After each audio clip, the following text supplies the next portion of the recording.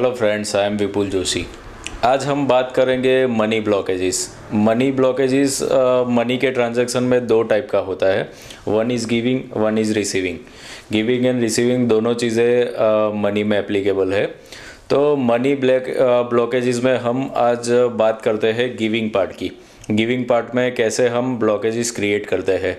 अब जैसे आप कोई काम करवा रहे हैं किसी से, या तो कोई सर्विस ले रहे हैं, या तो फिर कोई भी चीज़ परचेस करते हैं, तो होता क्या है कि वो जो पर्सन है, या तो वो कंपनी है या वो कंसल्टेंट है, जो भी है, उसने अपने पार्ट से आपको एनर्जीज प्रोवाइड की। बट आपको जो भी उसकी या तो टर्म्स एंड कंडीशंस हो सकती है, या तो फिर ऐसा हो सकता है कि आफ्टर परचेज आपको पेड अप करना है उसको। तो मेजॉरिटी क्या होता है कि हम पेड अप जो करना है उसमें डिले ही रहते हैं, ऑलवेज डिले करते हैं। तो वो जो इंसान है, हम देखिए मनी का जो ट्रांजैक्शन है, जैसे एक बार्टर सिस्टम हुआ करता था पहले, कि कोई एक एक्स काम करता है, एक वाई काम करता है, दोनों एक दूसरे को रिक्वायरमेंट है तो एक दूसरे को सपोर्ट करेंगे, इससे ये सर्विस लेगा और ये वो सर्विस प्रोवाइड करेगा। मतलब क्या था कि दोनों एक दूसरे को एक्सचेंज कर रहे हैं, एनर्जी एक्सचेंज कर रहे हैं बेसिकली। फिर क्या हुआ, धीरे धीरे सिक्के आने हुए, फिर ये करेंसी नोट्स है जैसे अभी। तो करेंसी नोट क्या है, बेसिकली एक सिंपल टूल है, एक कॉमन टूल क्रिएट करवाया है कि आपको ट्रांजैक्शन के लिए एक टूल बनाया गया है। तो किसी के पास से कोई भी सर्विस लेनी है, प्रोडक्ट लेना है, तो उसके लिए मनी एक कॉमन टूल है, कहीं पे भी आप जाइए। बट हमने इसको क्या समझा है, इस कंसेप्ट को थोड़ा सा मिसअंडरस्टैंडिंग में ले लिया। इसको एनर्जी एक्सचेंज नहीं समझ के उसको एक मटेरियल लेवल पे समझ लिया और उसको कुछ अलग इम्पोर्टेंस दे दी। बट अगर आप उसको एनर्जी के लेवल पे समझे कि जो ये मनी है वो एक्चुअली एनर्जी है, जैसे सभी चीज़ें एनर्जी ही है तो मनी भी एनर्जी ही है।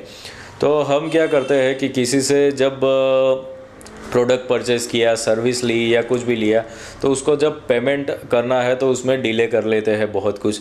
अब वो इंसान ने हमें पेमेंट नहीं किया, बट फिर भी उसने एनर्जीज तो हमको दी, तो वो एनर्जीज का जो वैल्यूएशन है वो तो सेम ही है सब जगह पे। तो हमें भी वो ट्रांजैक्शन हो सके उतना जल्दी, या तो उसके टर्म्स एंड कंडीशंस के हिसाब से, या तो फिर परचेज के बाद तुरंत कर देना चाहिए। क्योंकि वो नहीं करने से क्या होता है कि एक प्रकार के ब्लॉकेजेस हम क्रिएट करते हैं वो सामने वाले के जीवन में, जिसको वो एनर्जीज की रिक्वायरमेंट है, बट हमारी वजह से वो डिले हो रहा है।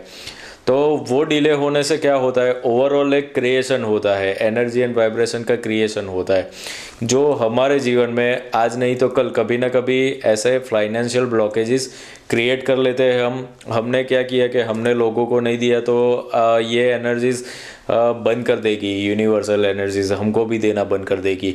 एंड वो शायद वही सेम पैटर्न में ना हो, बट किसी और पैटर्न में हो सकता है वो चीज़, बट आपको वो ब्लॉकेजेस तो फेस करना ही पड़ेगा। तो इसको ज़रा अलग तरीके से समझना पड़ेगा। जो ये मनी ट्रांजैक्शन है वो एक्चुअली मनी ट्रांजैक्शन नहीं है, बट एक टाइप का प्रोसेस है, प्रोसेस ऑफ एनर्जी एक्सचेंज। तो आप अब से जब भी मनी का कोई भी ट्रांजैक्शन करिए तो उसको ऐसा समझिए कि हमने एनर्जीज ली और हम एनर्जीज दे रहे हैं, मतलब ये गिव एंड टेक वाली बात हो जाती है। तो जब आप मनी को एनर्जी समझ लेंगे तो फिर सारी जो फाइनेंशियल ब्लॉकेज है उसकी जड़ वहीं पे ख़त्म हो जाएगी, और आपके लाइफ में फाइनेंशियल ब्लॉकेज जैसा नहीं रहेगा जब आप एनर्जी ट्रांजैक्शन समझ जाएंगे। तो मनी को मनी नहीं, मटेरियल नहीं, तो उसको एनर्जी समझिए और एनर्जी का ही ट्रांजैक्शन करिए।